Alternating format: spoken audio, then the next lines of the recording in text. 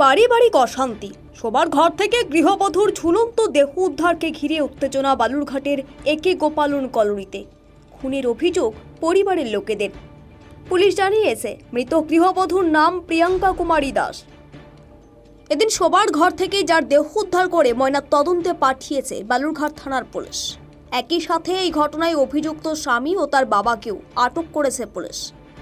Police ও স্থানীয় সূত্রের খবর অনুযায়ী শহরের 11 নম্বর ওয়ার্ডের একে গোপালন কলোনি এলাকার বাসিন্দা সুরেশ রঞ্জন দাস এবং তার স্ত্রী প্রিয়াঙ্কা কুমারী দাস কর্মসূত্রে পরিযায়ী শ্রমিক।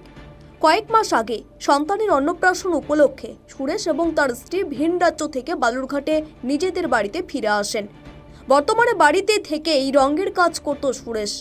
কয়েকদিন ধরে তাদের মধ্যে পারিবারিক অশান্তি চলছিল। এদিন দুপুরে প্রিয়াঙ্কা দাসকে ঘরে ঝুলন্ত অবস্থায় দেখতে পান প্রতিবেশীরা। তড়িঘড়ি হাসপাতালে নিয়ে যাওয়া হলেও শেষ রক্ষা হয়নি। তবে মৃতার শরীরে বেশ কিছু আঘাতের চিহ্নও লক্ষ্য করা গেছে, যার পরেই খুনের অভিযোগ তুলে সরব হয়েছে তার পরিবারের লোকজন সহ প্রতিবেশীরা। যে ঘটনাকে ঘিরে পরিস্থিতি উত্তপ্ত হয়ে উঠতেই বালুরঘাট থানার আইসি শান্তিনাথ পাজার নেতৃত্বে বিশাল পুলিশ বাহিনী ঘটনাস্থলে পৌঁছায়, যেখান থেকে মৃতার স্বামী সুরেশ রঞ্জন দাস এবং তার শ্বশুরকে আটক করেছে পুলিশ। স্থানীয় কাউন্সিলর বিপুল কান্তি ঘোষ জানিয়েছেন, সমস্যাটা আমি কিছুক্ষণ আগেই জানতে পারলাম। এই পাড়ার মানুষজনের কাছ থেকে আমার কাছে একটা ফোন গেছিল যে এই পাড়ারই একটা ছেলে, সে কর্মসূত্রে দিল্লিতে থাকে, যদিও বাড়িটা এখানেই। মাস তিনেক আগে তারা এসেছিল তাদের সন্তানের অন্নপ্রাশন উপলক্ষে। আবার অন্নপ্রাশন হইলে তো চলে যাওয়ার কথা। তো ছেলেটির বয়স সম্ভবত 7 মাস 7.5 মাস হয়েছে, অন্নপ্রাশন হয়ে গেছে। কিন্তু স্বামী স্ত্রীর মধ্যে একটা নিজেদের মধ্যে হয়তো কোনো একটা গণ্ডগোল চলছিল বেশ কয়েকদিন ধরেই। সেই গণ্ডগোলের জেরেই হয়তো তারা এখন সুইসাইড হয়েছে না মার্ডার করেছে সেটা তো পরিষ্কার বোঝা যাচ্ছে না। কালকে পোস্টমর্টম হলে বোঝা যাবে। তো এটা হসপিটালে নিয়ে যায় এবং সেখানে মৃত বলে ঘোষণা করা হয়। এবং যে ছেলেটি, সেই ছেলেটিকেও পুলিশ অ্যারেস্ট করে আর কি, যে ছেলেটিকে সন্দেহ মনে করা হচ্ছে, যার স্ত্রী মারা গেছে না। তো এই অবস্থা, আগামীকাল পোস্টমর্টম হলে বাদবাকিটা বোঝা যাবে। মৃতার আত্মীয় রিঙ্কি হালদার জানিয়েছেন, টাকার দাবিতে অশান্তি চলত শুনেছেন। এদিন তাকে মারধর করা হয়। ফোন করে এই ঘটনা তাকে জানিয়েছিলেন প্রিয়াঙ্কা। তাদের অনুমান তাকে খুন করা হয়েছে।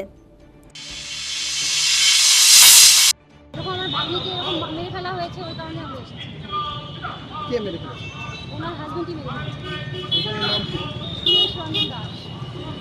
কেন মনে হচ্ছে ওনারা মেরে ফেলেছে? কারণ তোর বাড়িতে খুব বিয়ে হওয়ার থেকে গন্ডগোল, অশান্তি। আবার ধরেন আজকেও খুব অশান্তি হয়েছে। আমাদেরকে ফোন করেছিল, আমাকে ফোন করেছে, আমার দিদিকে ফোন করেছিল যে মাসে খুব গন্ডগোল, অশান্তি, মারধর করছে আমাকে। তোমরা আমার ছেলেটাকে দেখো, এরকম কথাবার্তা। মারা যাওয়ার হয়তো আধা ঘন্টা আগে আমাদেরকে ফোন করেছিল, আধা ঘন্টা 1 ঘন্টা আগে। কোথায় ঘটনাটা হচ্ছে? ঘটনাটা হয়েছে এই যে গোপালন কলোনি, ওনার বাড়িতেই হয়েছে।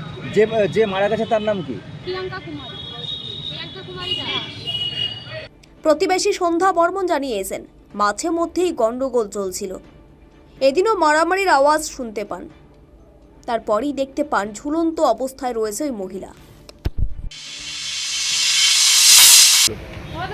স্বামী স্ত্রীর গন্ডগোল। হ্যাঁ, কবে থেকে চলছিল? কালকেও গন্ডগোল করছিল। কি নিয়ে গন্ডগোল চলছিল? কি নিয়ে হচ্ছে ওদের মধ্যে কেমন করে বলবো আমি?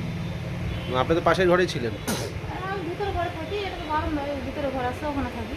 তারপর আজকেও কালকেও এরকম করছিল, কালকে তো দেখতে পাই বাঁচাইছি, হ্যাঁ, গেটের ভাঙে। তারপর আজকে গন্ডগোল লাগছিল, দিনের মধ্যে আবার হচ্ছিল। তখন আমি বের হলাম, হয়ে গেছে দুজন ইট নিয়ে কাটাকাটি করছিল। তারপর তো আমি গন্ডগোল মিটাই দিছি। দেওয়ার পরে যে আমি তো বাচ্চা নিয়ে আমি শুয়ে পড়ছি, যাই কখন যে এরকম করছে আমি তো জানি না। তারপরে কি দেখলেন? কি পরে আমি কোনো আওয়াজ নাই, কিছু নাই, বলছি গন্ডগোল মিটে গেল, আর কোনো সারা শব্দ কিছু পাচ্ছি না। পরে আমি বের হয়ে দেখেছি যে গেট নাগানো ছিল, আর বাচ্চাটা ওই ঘরে কান দিচ্ছিল, আর একটা বাচ্চা আছে, বাচ্চা ওই ঘরে কান দিচ্ছিল। তারপরে আমি এবার দেখলাম যে ওই ঝুলছে, মহিলাটা ঝুলে আছে। হ্যাঁ। আর বাকি লোকজন কোথায় গেল? ওরা তো কেউ ছিল না, না খালি ওর বোর খালি বাচ্চাকে নিয়ে ওই ঘরে ছিল।